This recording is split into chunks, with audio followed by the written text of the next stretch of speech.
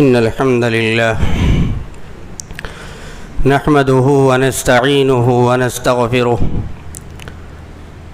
ونعوذ بالله من شرور أنفسنا ومن سيئات أعمالنا من يهده الله فلا مضل له ومن يضلل فلا هادي له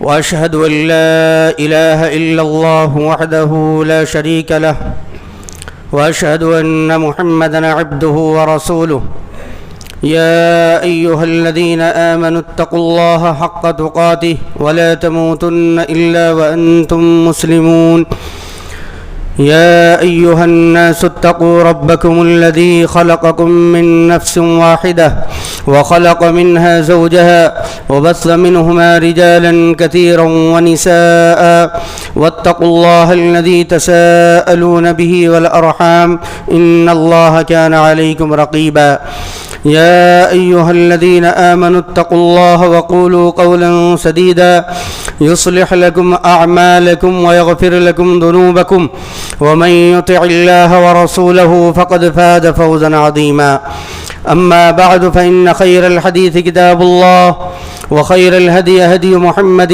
صلى الله عليه وسلم وشر الأمور محدثاتها وكل محدثة بدعة وكل بدعة ضلالة وكل ضلالة في النار فأعوذ بالله السميع العليم من الشيطان الرجيم بسم الله الرحمن الرحيم قل يا أهل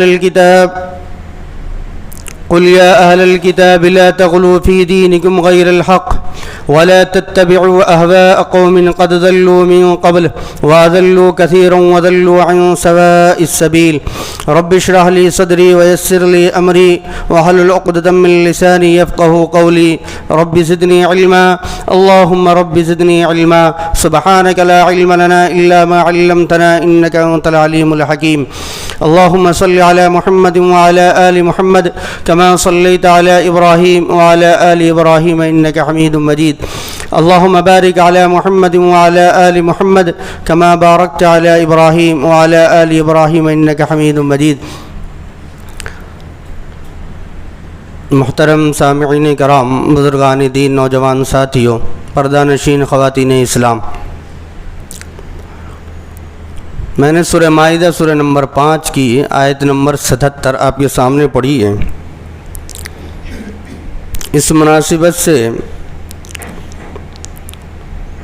آج کے خطبہ جمعہ کا موضوع ہے غلو فی الدین، دین کے اندر غلو کرنا، زیادتی کرنا، حد سے تجاوز کر جانا۔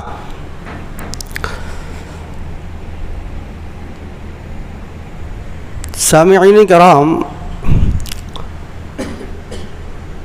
امت محمدیہ کی بہت ساری خصوصیتیں ہیں۔ ان میں سے ایک خصوصیت یہ ہے کہ یہ ایک معتدل اور متوسط امت ہے، اور اس کا دین وسط ہے، اور اس میں افراط و تفریط نہیں ہے۔ نہ یہ امت کسی عمل میں حد سے تجاوز کرتی ہے اور نہ ہی اس میں کمی کرتی ہے۔ اس امت میں نہ تو یہودیت کی طرح تشدد ہے اور نہ ہی نصرانیت کی طرح حد سے تجاوز ہے، بلکہ یہ امت توسط اور اعتدال کی روش اختیار کرتی ہے، جیسا کہ اللہ تبارک و تعالی نے فرمایا وَكَذَلِكَ جَعَلْنَاكُمْ أُمَّةً وَسَطًا، کہ اسی طرح ہم نے تمہیں اے مسلمانوں ایک معتدل اور بہترین امت بنایا ہے۔ لہذا اس امت کے تمام افراد پر لازم ہے، ضروری ہے کہ وہ اپنے تمام عقائد و نظریات، معاملات و عبادات اور اخلاق و کردار میں اعتدال کی راہ اپنائیں اور افراط و تفریط سے اجتناب کریں۔ غلو کس کو کہتے ہیں؟ غلو کا معنی کیا ہے؟ تمام اہل لغت نے غلو کا معنی حد سے تجاوز کرنا بیان کیا ہے۔ المناوی رحمہ اللہ کہتے ہیں الغلو مجاوزۃ الحد،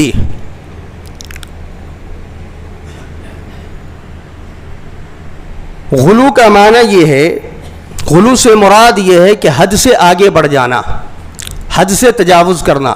والغلو فی الدین، اور دین کے اندر غلو کا مطلب یہ ہے التصلب والتشدد فیہ حتی مجاوزۃ الحد، اس میں سختی اور تشدد کرنا حتیٰ کہ حد سے تجاوز کرنا۔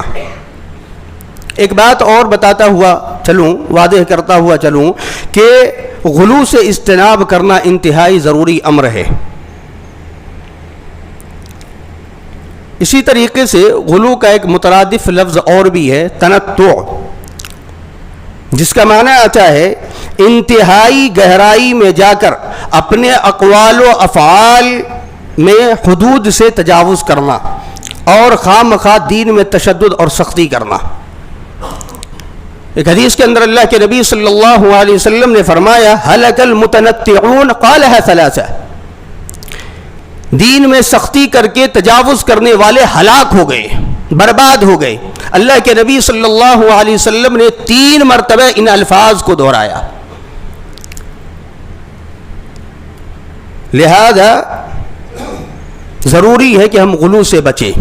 غلو کی کئی صورتیں ہو سکتی ہیں، بہت ساری صورتیں ہیں، چند صورتیں اور اس کا شرعی حکم قرآن و حدیث کی روشنی میں آپ کی خدمت میں ذکر کرنے کی کوشش کروں گا انشاءاللہ۔ انبیاء کرام علیہ الصلاۃ والسلام اور صالحین میں غلو کرنا،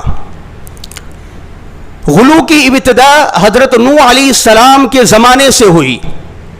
نوح علیہ السلام کے زمانے میں 5 نیک صالح لوگ تھے، اچھے لوگ تھے، بہترین لوگ تھے، جس کا قرآن کریم کے اندر بھی اللہ نے ذکر کیا ہے۔ سورہ نوح کو پڑھیے، سورہ نمبر 71 کو اللہ تبارک و تعالیٰ نے ذکر کیا ہے۔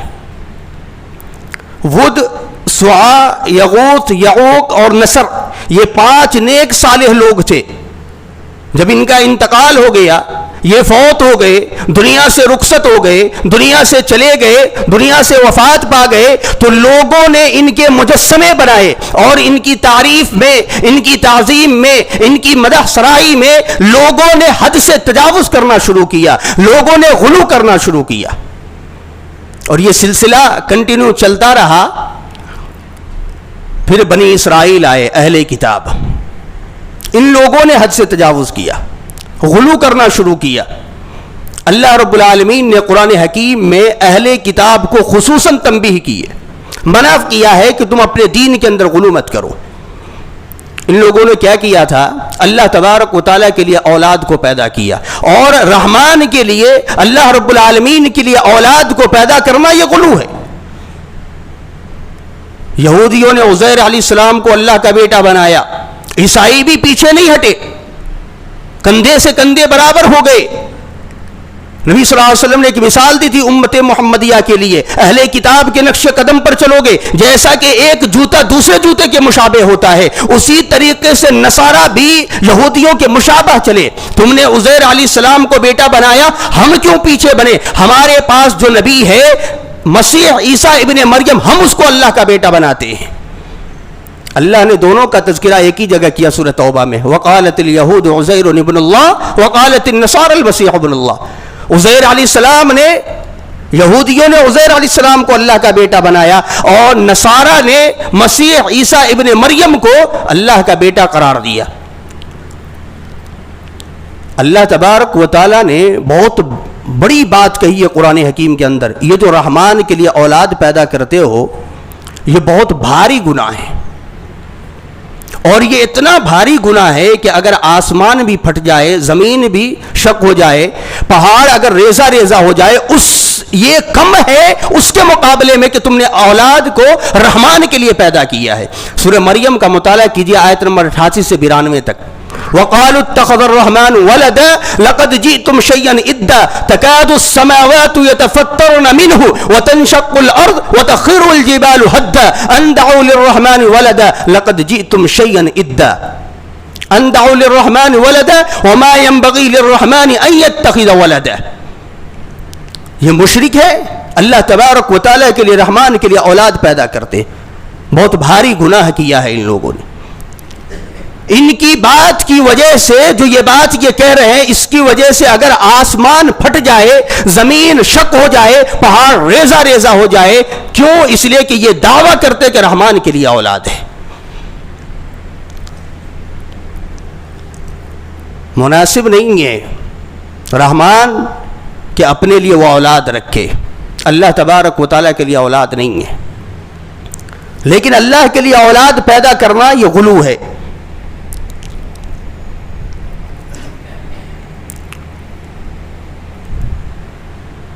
اسی طرح اللہ رب العالمین نے اہل کتاب کو اسی وجہ سے منع کیا کہ اپنے دین کے اندر غلو مت کرو. خصوصاً اہل کتاب کا اللہ نے قرآن حکیم کے اندر ذکر کیا ہے. قل یا اہل الکتاب لا تغلوا فی دینکم غیر الحق ولا تتبعوا اہواء قوم قد ضلوا من قبل واضلوا کثیرا وضلوا عن سواء السبیل. سب کو گمراہ کر دیا. اے نبی کریم صلی اللہ علیہ وسلم، آپ اہل کتاب سے کہہ دیجئے ناحق اپنے دین کے اندر غلو مت کرو، اور ایسے لوگوں کی خواہشات کی اتباع مت کرو جو خود بھی گمراہ ہوئے، اور اس سے پہلے جتنے لوگ تھے وہ خود بھی گمراہ ہوئے، دوسروں کو بھی گمراہ کیا اور راہ راست سے بھٹک گئے. اللہ نے دوسرے مقام پر کہا یا اہل الکتاب لا تغلوا فی دینکم ولا تقولوا علی اللہ الا الحق، کہ اہل کتاب اپنے دین کے اندر ناحق غلو نہ کرو، اور اللہ تبارک و تعالیٰ کے بارے میں وہی بات کہو جو سچ ہے. ان دونوں آیات سے یہ پتہ چلتا ہے کہ اللہ تبارک و تعالیٰ نے خصوصاً اہل کتاب کو دین میں غلو کرنے سے منع کیا ہے، کیونکہ وہ لوگ بہت زیادہ غلو کیا کرتے تھے. انبیاء علیہ السلام کے علاوہ نیک لوگوں کو، صالح لوگوں کو، درویشوں کو، عالموں کو بھی ان لوگوں نے ان کے شان میں بھی، ان میں بھی غلو کیا. اللہ نے ان کا بھی ذکر کیا اتخذوا احبارهم ورهبانهم اربابا من دون الله والمسيح ابن مريم وما امروا الا ليعبدوا الها واحدا لا اله الا هو سبحانه عما يشركون. رب بنا لیا تھا، انسان کو رب کا درجہ دے دیا، اور اللہ کے نبی صلی اللہ علیہ وسلم نے اس کی وضاحت کرتے ہوئے ایک حدیث کے اندر فرمایا کہ رب ان لوگوں نے عالموں کو، درویشوں کو ایسا نہیں بنایا تھا کہ ان کی عبادت کیا کرتے تھے. نہیں، ایسی بات نہیں تھی. اما انہم لم یکونوا یعبدونہم، وہ ان کی عبادت نہیں کیا کرتے تھے. ولکنہم کانوا اذا احلوا لهم شیئا استحلوه واذا حرموا لهم شیئا حرموه، جب وہ کسی چیز کو حلال کر دے لوگ اس کو حلال مان لیتے، اور جب وہ کسی چیز کو حرام قرار دے تو یہ اس کو حرام مان لیتے. اس طریقے سے ان لوگوں نے اپنے عالم اور درویشوں میں بھی غلو کیا. سامعین کرام، اس کے بعد آئی امت محمدیہ. امت محمدیہ بھی پیچھے نہیں رہی، شانہ بشانہ چلنے کی کوشش کی، کندھے سے کندھا ملا لیا، برابر میں آ گئے. تم نے صرف عیسیٰ علیہ السلام کو اور عزیر علیہ السلام کو اللہ کا بیٹا ہی بنایا ہے، ہم ڈائریکٹ ہی کر دیتے ہیں. اللہ تبارک و تعالیٰ نے قرآن حکیم کے اندر کہا اللہ نور السماوات والارض، زمین و آسمان کا نور اللہ ہے. لوگوں نے، امت محمدیہ نے ڈائریکٹ ہی کہہ دیا اللہ کے نبی صلی اللہ علیہ وسلم کے بارے میں نور من نور اللہ. تم تو بیٹا ہی صرف بناتے ہو، ہم ڈائریکٹ ہی کر دیتے ہیں. اللہ کون ہے پتا نہیں، محمد کون ہے پتا نہیں. اگر دیکھو تو دونوں ایک ہی ہے، جو عرش پر تھا وہی فرش پر ہے، دونوں کو ایک ہی کر دیا. تو امت محمدیہ بھی پیچھے نہیں ہٹی، غلو کرنے میں وہ بھی آگے آئی. اللہ کے نبی صلی اللہ علیہ وسلم نے صرف اپنے بارے میں کتنا کہنے کے لیے کہا. ایک روایت سماعت فرمائیے. اللہ کے نبی صلی اللہ علیہ وسلم نے فرمایا لا تطرونی کما اطرت النصارى ابن مریم فانما انا عبد فقولوا عبد اللہ ورسولہ. لوگوں ایک بات سنو، میری تعریف اور تعظیم صرف اتنا ہی کرنا جتنا کہ میں بتلا رہا ہوں. کتنا؟ تم یہود و نصارہ کی طرح میری شان میں، میری تعریف میں، میری تعظیم میں غلو مت کرنا. ان لوگوں نے عیسیٰ علیہ السلام کے بارے میں غلو کیا. میں صرف اور صرف اللہ تبارک و تعالیٰ کا بندہ ہوں، تو تم صرف مجھے اللہ کا بندہ اور اس کا رسول کہنا، اس سے زیادہ کچھ مت کہنا. تم بھی غلو کرنے لگو گے، اور کیا بھی لوگوں نے. اسی لیے اللہ کے نبی صلی اللہ علیہ وسلم نے اپنی قبر کی بھی حفاظت فرمائی. اپنے قبر کو کے بارے میں کہا کہ انبیاء وہیں دفن ہوتے جہاں وہ فوت ہوتے ہیں، وہیں پر دفن کیا گیا. اللہ رب العالمین نے حفاظت کی. میلہ ٹھیلا لگانے سے اللہ کے نبی صلی اللہ علیہ وسلم نے منع کیا. کیوں؟ اس لیے کہ یہود و نصارہ نے غلو کیا تھا، اور اللہ کے نبی صلی اللہ علیہ وسلم نے ایسے یہود و نصارہ پر جن لوگوں نے غلو کیا لعنت بھیجی ہے. اس لیے ضروری ہے ہمیں اور آپ کے لیے کہ ہم غلو سے بچیں. نبی صلی اللہ علیہ وسلم انبیاء کرام میں غلو کیا امت محمدیہ نے، نیک صالح لوگوں کو بھی نہیں چھوڑا، اس میں بھی غلو کیا. سیدنا علی رضی اللہ تعالی عنہ کی تعریف میں نہ جانے لوگ کیا کیا بیان کر دیتے ہیں، اور انہیں رب کا درجہ بھی دیتے ہیں لوگ. رب بھی مانتے ہیں لوگ. یہی لوگ اپنے ائمہ کو معصوم بھی قرار دیتے ہیں، انبیاء کرام سے بڑھ کر کے اپنے ائمہ کو مانتے ہیں. اللہ رب العالمین سے دعا کریں کہ غلو کرنے والے ان تمام لوگوں کو اللہ رب العالمین ہدایت دے دے، آمین. میرے بھائیو، ہمیں اور آپ کو غلو کرنے سے بچنا ہے. نمبر 2، عبادت میں غلو کرنا. ہم جو عبادت کرتے ہیں اللہ رب العالمین کی، چاہے وہ نماز کی عبادت ہو، حج و زکوٰۃ کی عبادت ہو، یا نذر و نیاز کی عبادت ہو، جو بھی عبادت ہم اللہ رب العالمین کے کرتے ہیں اس میں صرف اتنا ہی کرے جتنا کہ قرآن و حدیث نے بیان کیا ہے. حد سے تجاوز کرنا یہ درست نہیں ہے، کیونکہ شریعت میں جب ایک چیز کی حد مقرر کر دی جائے تو اس سے تجاوز کرنا درست نہیں ہوتا. عبداللہ بن عباس رضی اللہ تعالی عنہما بیان کرتے ہیں کہ 10 ذی الحجہ کی صبح ہے، اللہ کے نبی صلی اللہ علیہ وسلم نے مجھے کہا کہ چند کنکڑیاں لاؤ. چنے سے تھوڑے سے بڑے ہوں گے، چنے کے دانے سے. میں نے کنکڑیاں اٹھا کر کے اللہ کے نبی صلی اللہ علیہ وسلم کے ہاتھ میں دی. اللہ کے نبی صلی اللہ علیہ وسلم نے فرمایا ہاں یہ کنکڑیاں برابر ہیں، اسی طریقے سے ہونا چاہیے، بِأَمْثَالِ هَؤُلَاءِ. اس کے بعد اللہ کے نبی صلی اللہ علیہ وسلم نے فرمایا وَإِيَّاكُمْ وَالْغُلُوَ فِي الدِّينِ. سنو، دین میں غلو کرنے سے اپنے آپ کو بچانا، دین میں غلو کرنے سے بچنا. کیوں؟ فَإِنَّمَا أَهْلَكَ مَنْ كَانَ قَبْلَكُمُ الْغُلُوُّ فِي الدِّينِ. اس لیے کہ تم سے پہلے جو لوگ گزرے ہیں دین میں غلو کرنے کی وجہ سے ہلاک کر دیے گئے. آج بھی اگر انسان دین میں غلو کرے گا ہلاکت اس کے ذمے بھی آئے گی، ہلاک وہ بھی ہوگا، برباد وہ بھی ہوگا. اللہ کے نبی صلی اللہ علیہ وسلم نے کہا پہلے کے لوگوں کو اللہ تبارک و تعالیٰ نے دین میں غلو کرنے کی وجہ سے ہلاک کر دیا. اس لیے دین میں غلو کرنے سے اپنے آپ کو بچاؤ. عبداللہ بن عمر بن عاص رضی اللہ تعالیٰ عنہ کہتے ہیں ایک آدمی رسول اللہ صلی اللہ علیہ وسلم کی خدمت میں حاضر ہوا اور اللہ کے نبی صلی اللہ علیہ وسلم کے وضو سے متعلق اللہ کے نبی صلی اللہ علیہ وسلم سے پوچھا. اللہ کے رسول وضو کا کیا طریقہ آپ مجھے بتلائیے. اللہ کے نبی صلی اللہ علیہ وسلم نے وضو کر کے اس کو دکھلایا اور اپنے اعضاء کو اللہ کے نبی صلی اللہ علیہ وسلم نے 3 مرتبہ دھویا سوائے مسح کے.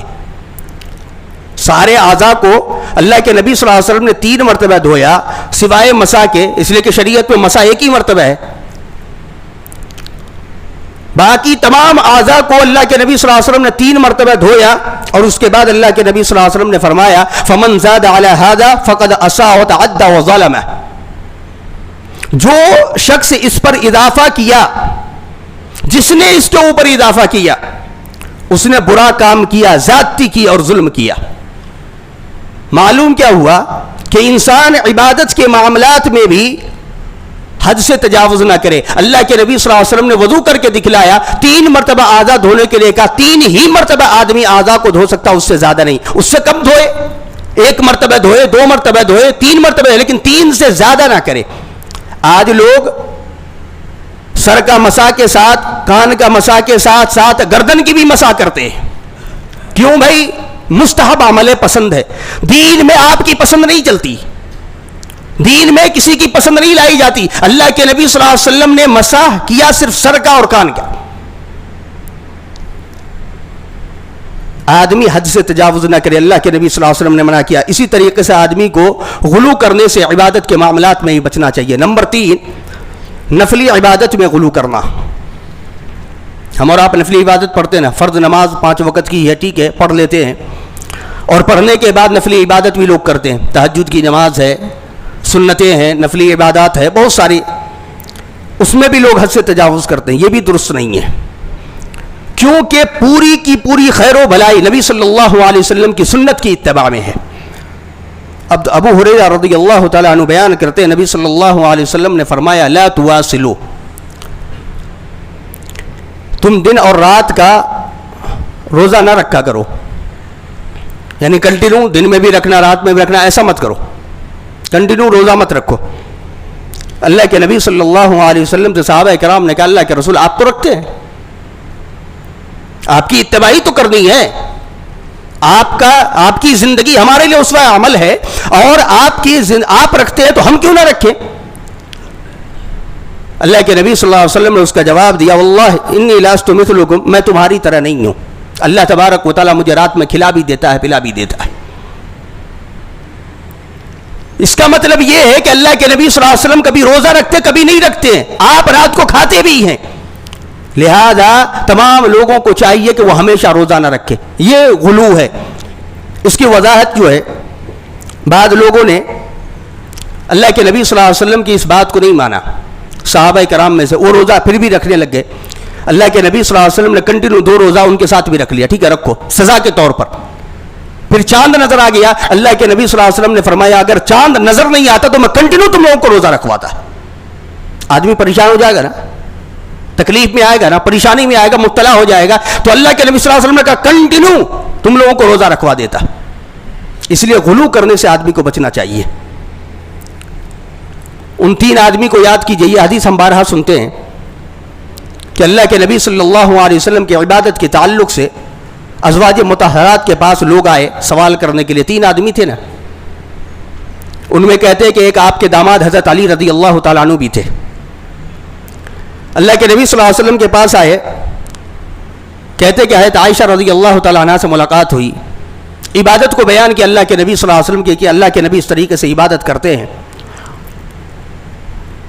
لوگوں نے اللہ کے نبی صلی اللہ علیہ وسلم کی عبادت کو کم سمجھا کہ اللہ تبارک و تعالیٰ نے اللہ کے نبی صلی اللہ علیہ وسلم کے آگے پیچھے تمام گناہوں کو معاف کر دیا ہے، اس کے مقابلے میں اگر ہم عبادت کریں تو وہ تو بہت کم ہے، اس لیے ہمیں کام کرتے ہیں۔ تینوں نے ایک ایک چیز کو اپنے لیے مخصوص کر لیا، ایک نے کہا میں روزہ ہمیشہ رکھوں گا، دوسرے نے کہا عبادت کنٹینیو کروں گا، تیسرے نے کہا کہ میں شادی ہی نہیں کروں گا۔ اللہ کے نبی صلی اللہ علیہ وسلم کو جب خبر پہنچی تو آپ آ گئے، اللہ کے نبی صلی اللہ علیہ وسلم نے کہا انتم الذین قلتم کذا وکذا، ارے تم ہی لوگ ہو، وہ لوگ تم ہی لوگ ہو جن لوگوں نے اس طرح کی بات کہی ہے جو مجھے پہنچا ہے۔ پھر اللہ کے نبی صلی اللہ علیہ وسلم نے فرمایا اما واللہ انی لاخشاکم للہ واتقاکم لہ، سنو اللہ تبارک و تعالیٰ سے میں تم لوگوں سے سب سے زیادہ ڈرنے والا ہوں، تم لوگوں میں سب سے زیادہ متقی اور پرہیزگار ہوں۔ اس سے پتا چلتا ہے کہ اللہ کے نبی صلی اللہ علیہ وسلم اپنے آپ کو دکھلا رہے ہیں کہ میں کتنا پرہیزگار اور متقی ہوں۔ نہیں، کبھی کبھی ضرورت جب پڑتی ہے تو آدمی کو بتلایا جاتا ہے کہ یہ اچھی چیز نہیں ہے، اس کو واضح کرنا پڑتا ہے۔ تو اللہ کے نبی صلی اللہ علیہ وسلم نے بھی واضح کیا میں تم لوگوں میں سب سے زیادہ ڈرنے والا ہوں، لیکن اس کے باوجود میری کیفیت یہ ہے لیکن اصوم و افطر، کبھی روزہ رکھتا ہوں کبھی چھوڑ دیتا ہوں، وہ اصلی وارقد، کبھی نماز پڑھتا ہوں کبھی چھوڑتا ہوں، واتزوج النساء، میں نے عورتوں سے شادی بھی کی ہے، میں شادی بھی کرتا ہوں۔ پھر آگے اللہ کے نبی نے کہا فمن رغب عن سنتی فلیس منی، جو میری سنت سے اعراض کرے وہ ہم میں سے نہیں ہے۔ ہے سلمان رضی اللہ تعالیٰ عنہ ہے، ابو دردہ رضی اللہ تعالیٰ عنہ سے اللہ کے نبی صلی اللہ علیہ وسلم نے بھائی چارگی کرائی۔ ایک مرتبہ مہمان کے طور پر آئے، سلمان رضی اللہ تعالیٰ عنہ اپنے بھائی کی خبر خیریت پوچھنے کے لیے آئے۔ ام دردہ رضی اللہ تعالیٰ عنہ کو دیکھا کہ انہوں نے زیب و زینت اختیار نہیں کی ہے، بالکل پراگندہ حال میں ہے۔ پوچھا کیا بات ہے بہن؟ کہا کہ تمہارے بھائی جو ہے وہ دنیا سے بالکل بے پرواہ ہو چکے ہیں، ہمیشہ روزہ رکھتے ہیں، نمازیں پڑھتے، عبادتیں کرتے، ان کو فکر ہی نہیں ہے کچھ بھی۔ ابو دردہ رضی اللہ تعالیٰ عنہ آئے گھر پر، دیکھا مہمان آئے ہوئے ہیں، کھانا تیار کیا اور کہنے لگے بھائی تم کھاؤ میں روزے سے ہوں۔ کہا سلمان رضی اللہ تعالیٰ عنہ نے جب تک تم نہیں کھاؤ گے میں نہیں کھاؤں گا۔ نفلی روزہ ہے، اگر کوئی ضد کر لے کھانے کے لیے تو کھا سکتا آدمی، کوئی حرج کی بات نہیں ہے۔ کھانا کھا لیا، رات میں کہا بھائی تم سو جاؤ میں نماز پڑھنے کے لیے جاتا ہوں. نماز پڑھنے کے لیے چل دیے, کہا کہ جب تک تم نہیں سو گے میں نہیں سوؤں گا, سو جاؤ. پھر تیسرے پہر میں اپنے بھائی ابو درداء رضی اللہ تعالیٰ عنہ کو اٹھایا اور کہا کہ اب نماز پڑھو. پھر اس کے بعد انہوں نے نصیحت کی اور کہا کہ دیکھو تمہارے اوپر تمہارے جسم کا حق ہے, تمہاری بیوی کا حق ہے, تمہارے گھر والوں کا حق ہے, سب کا حق ادا کرنا ضروری ہے. رب کا بھی حق ہے, سب کا حق ادا کرو. لیکن قرآن و حدیث نے جس طریقے سے تعلیم دی ہے, اللہ کے نبی صلی اللہ علیہ وسلم کو جب یہ خبر پہنچی, بتلایا گیا پیارے رسول صلی اللہ علیہ وسلم کو کہ اللہ کے رسول سلمان رضی اللہ تعالیٰ عنہ نے اس طرح کی بات کہی ہے, اللہ کے نبی صلی اللہ علیہ وسلم نے کہا صدق سلمان, سلمان نے بالکل سچ کہا. اور اسی طرح کی ایک روایت جو ہے عبداللہ بن عمر بن عاص رضی اللہ تعالیٰ عنہ کے ساتھ گزری کہ اللہ کے نبی صلی اللہ علیہ وسلم کو جب خبر پہنچی کہ عبداللہ بن عمر بن عاص رضی اللہ تعالیٰ عنہ دن میں روزہ رکھتے, رات میں عبادت کرتے, اللہ کے نبی صلی اللہ علیہ وسلم نے ان کو بھی اسی طریقے سے سمجھایا, تمہارے اوپر تمہاری بیوی کا حق ہے, آنکھ کا حق ہے, جسم کا حق ہے, رب کا حق ہے, اور اسی طریقے سے کہا مہمان کا حق ہے, سب کا حق ادا کرو. عبادت بھی کرو اللہ کی, اور کسی ٹائم میں عبادت کرو, کسی ٹائم میں چھوڑ دو, روزہ رکھو پھر چھوڑ دو, مہمان آتے ان کی بھی خدمت کرو, اپنے گھر والوں کا بھی حق ادا کرو, سب کا حق ادا کرو. لیکن حد سے تجاوز کر جانا یہ اللہ کے نبی صلی اللہ علیہ وسلم نے منع کیا. ماں عائشہ صدیقہ رضی اللہ تعالی عنہا کہتی ہیں کہ اللہ کے نبی صلی اللہ علیہ وسلم نے ایک مرتبہ فرمایا تم اپنی طاقت کے مطابق ہی عمل کیا کرو, کیونکہ اللہ تبارک و تعالیٰ اس وقت تک نہیں اکتا تھا جب تک تم خود نہ اکتا جاؤ. اللہ تبارک و تعالیٰ سے دعا کرے کہ اللہ رب العالمین ہم سب کو سب سے زیادہ محبوب جو عمل ہے اللہ رب العالمین کو وہ عمل کرنے کی اللہ توفیق دے. میرے بھائیو, اسلام کے اندر رخصت بھی ایک چیز ہے. کسی چیز میں اگر اسلام نے, شریعت نے رخصت دی ہے تو اس پر عمل کیا جائے, حد سے تجاوز اس کے اندر بھی نہ کیا جائے. جیسا کہ شریعت نے ہمیں سفر میں روزہ رکھنے سے منع کیا ہے. اگر سفر میں آدمی پریشان نہ ہو, مشقت میں نہ ہو, تکلیف میں نہ ہو, تو رخصت دی ہے شریعت نے کہ آدمی روزے کو چھوڑ دے. اس کے باوجود بھی اگر آدمی مشقت میں, تکلیف میں, پریشانی میں اپنے آپ کو مبتلا کر کے روزہ رکھتا ہے تو اللہ کے نبی صلی اللہ علیہ وسلم نے کہا لیس من البر الصوم فی السفر, سفر میں روزہ رکھنا کوئی نیکی نہیں ہے. سفر میں روزہ رکھنا کوئی نیکی نہیں ہے. سید عائشہ رضی اللہ تعالی عنہ کہتی ہیں کہ نبی صلی اللہ علیہ وسلم نے کوئی کام کیا اور اس میں رخصت دے دی, صحابہ کرام نے اس کو ناپسند کیا کہ اللہ کے نبی صلی اللہ علیہ وسلم نے کیا ہے اور ہمیں رخصت دے دی ہے. تو اللہ کے نبی صلی اللہ علیہ وسلم کو جب یہ بات معلوم ہوئی تو اللہ کے نبی صلی اللہ علیہ وسلم نے خطبہ دیا, اللہ تعالیٰ کی حمد و ثنا بیان کی اور فرمایا ما بال قوم يتنزهون في شيء نصنعه فوالله اني لا اعلمهم بالله واشدهم له خشيه. لوگوں سنو, لوگوں کو کیا ہو گیا ہے کہ جس کام کو میں کرنے کے لیے کرتا ہوں یا جس کام کو میں نے کیا ہے, اللہ کی قسم اس سے لوگ بچنے لگے ہیں. لوگوں سنو, اللہ کی قسم ایک بات کرتا ہوں, میں تم لوگوں سے زیادہ اللہ تبارک و تعالیٰ کو زیادہ جاننے والا ہوں, اللہ سے زیادہ ڈرنے والا ہوں. کہنے کا مطلب یہ ہے کہ شریعت نے اگر کسی چیز میں رخصت دی ہے تو انسان کو چاہیے کہ اس سے اپنے آپ کو بچائے. اسی طریقے سے اپنے آپ پر سختی کرنا, اپنے آپ پر سختی کرنا, اپنے آپ پر خواہ مخواہ اپنے آپ کو مشقت میں ڈالنا, اللہ کے نبی صلی اللہ علیہ وسلم نے اس سے ہی منع کیا. آپ خطبہ دے رہے تھے, ایک آدمی کو دیکھا کھڑا ہے, بیٹھ بھی نہیں رہا ہے, دھوپ کے اندر کھڑا ہے. اللہ کے نبی صلی اللہ علیہ وسلم نے پوچھا, لوگوں نے بتلایا یہ ابو اسرائیل ہے جس نے نظر مانی ہے کہ دھوپ میں کھڑا رہے گا, بیٹھے گا نہیں, سایہ بھی حاصل نہیں کرے گا, کسی سے بات چیت بھی نہیں کرے گا اور روزہ رکھے گا. اللہ کے نبی صلی اللہ علیہ وسلم نے کہا نہیں, اس سے کہو کہ یہ بیٹھ بھی جائے, بات بھی کرے, سایہ بھی حاصل کرے, اور اس نے اگر روزہ رکھا تو اس روزے کو مکمل کرے, پورا کرے. ایک آدمی اپنے دو بیٹوں کے سہارے گھسٹ گھسٹ کر کے چل رہا ہے. نبی صلی اللہ علیہ وسلم نے پوچھا تو کہا اس کو کیا ہو گیا ہے؟ کہا کہ اس نے نظر مانی ہے کہ یہ پیدل چلے گا؟ اللہ کے نبی صلی اللہ علیہ وسلم نے کہا نہیں، اس کو کہو کہ سواری لے لے۔ عقبہ بن عامر رضی اللہ تعالی عنہ نبی صلی اللہ علیہ وسلم کے پاس آئے، اللہ کے رسول میری بہن نے نظر مانی ہے کہ کعبۃ اللہ تک پیدل چل کر کے جائے گی، اور کہا ہے کہ آپ سے فتویٰ پوچھ لوں کہ کیا کروں، پیدل چل کے جاؤں کہ نہیں؟ اللہ کے نبی صلی اللہ علیہ وسلم نے کہا لتمشی ولترکب، اس سے کہو کہ کبھی سوار ہو جائے اور کبھی پیدل چلے۔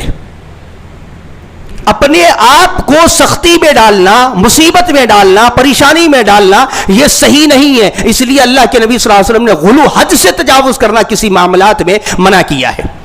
اس لیے اللہ کے نبی صلی اللہ علیہ وسلم نے فرمایا ان الدین یسر، دین بڑا آسان ہے، اور جب انسان سختی کرنا چاہتا ہے نا دین میں، تو دین اس کے اوپر غالب آ جاتا ہے۔ اس لیے انسان کو چاہے کہ دین کے اندر سختی نہ کرے۔ ایک بات خلاصے کے طور پر بیان کر کے ایک حدیث بات کو ختم کرتا ہوں۔ خلاصہ یہی ہے پورے خطبے کا، اور بھی بہت ساری صورتیں انشاءاللہ پھر آئندہ بیان کی جائیں گی، کہ انسان جو ہے دین شریعت کے کسی بھی معاملات میں حد سے تجاوز نہ کرے۔